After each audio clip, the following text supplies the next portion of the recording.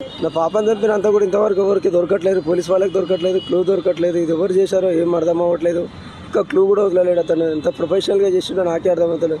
నా మీద కక్ష ఉందా మరి మా పాప మీద కక్ష ఉందో తెలియట్లేదు. ఈ కొందరు ఛానల్స్ ఏం చేసి యూట్యూబ్ ఛానల్ వాళ్ళు ఏం చేసి తండ్రి చంపిండు అని చెప్తారు. వాళ్ళకు కొద్దిగా చెప్తున్నాను బాగుండదు. ఎందుకంటే వాళ్ళు కడుపుకు అన్నమే తింటారు, వేరే తింటలేరు. కొద్దిగా ఆలోచించి చేయండి. ఎందుకంటే తండ్రి చంపుకునే పరిస్థితి ఎవరికి ఉండదు. అదే మీరు ఆలోచించండి, అంతకుని పట్టుకునే ప్రయత్నం చేయండి మీరు. అంతేగాని నా మీద తోయడం ఇది న్యాయం కాదు. ఎప్పుడైనా సరే అంతకుని పట్టుకోవడానికి ట్రై చేయండి సార్. మీరు అందరు కలిసి మీరు నేను పోలీసు వాళ్ళకి చాలా సహకరిస్తున్నాను. నేను 100% సహకరి. ఎప్పుడు పిలిస్తే అప్పుడు వెళ్తున్నాను, చెప్తున్నాను. నేను చెప్తాను నువ్వేం జరిగింది, ఎట్లా జరిగింది అన్నీ క్వశ్చన్స్ వేసిండు. వాళ్ళందరూ వేసారు. నేను కూడా అదే చెప్పాను. ఈ విషయం కంటే నాకు ఎక్కువ తెలియదు.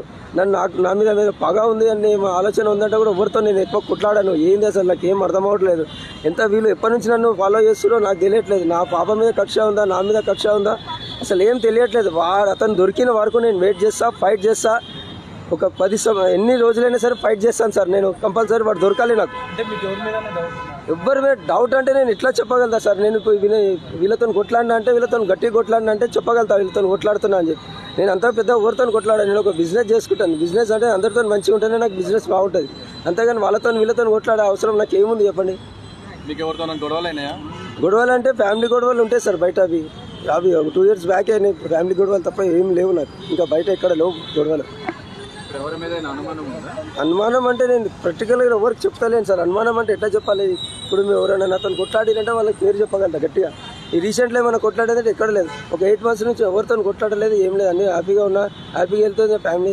కానీ ఈ సడన్గా ఇంత సిచ్యువేషన్ వచ్చిందంటే నేను ఇట్లా తట్టుకోలేకపోతున్నా సార్. ఈ బాధ నేను ఎవరికి ఏం చెప్పాను. గుర్తించారా? చిన్న పాప సార్. నేనే డ్రాప్ చేస్తాను, నేనే తీసుకొస్తామని. అసలు నేను నమ్మను. నా పాప ఇంటికాడ ఉందంటే 2-3 సార్లు వచ్చి కూడా చూస్తుంటా నేను. ఆ రోజు ఏందో సంఘటన మొత్తము అక్కడ జనాలు లేరు, ఎవరు లేరు.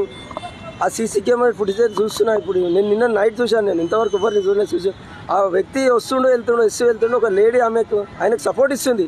లోపల వెళ్ళడానికి సపోర్ట్ ఇస్తుంది. లేకపోతే ముందే వెళ్ళిపోయింది ఆమె. ఎవరైనా ముందే పంపించిరా లేకపోతే ఉందా నాకేం అర్థమవుతలేదు. అది పోలీస్ వాళ్ళకు కూడా నేనే చెప్పాను సార్. ఇట్లా నేను సీసీ కెమెరా ఫుటేజ్ చూశాను, అది కొద్దిగా ఫైండ్ అవుట్ చేసి ఆ లేడీని పట్టుకొని అడగండి సార్, కొద్దిగా గట్టిగా అడగండి అంటే సరే అని వాళ్ళు కూడా సహకరిస్తారు నాకు.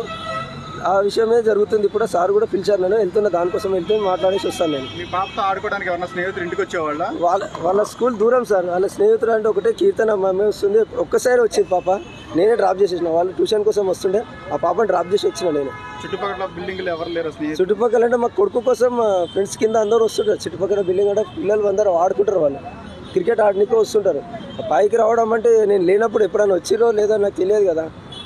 అది నాకు నేను ఎప్పుడో ఇంటికాడ ఉన్నాను. నేను పొద్దున్న 9కి వెళ్తే మళ్ళీ ఈవినింగ్ 9:30, 10 వరకు వస్తాను ఇంటికి. నేను ఇంటికాడ ఎక్కువ. నేను నా భార్య కూడా ఉండదు.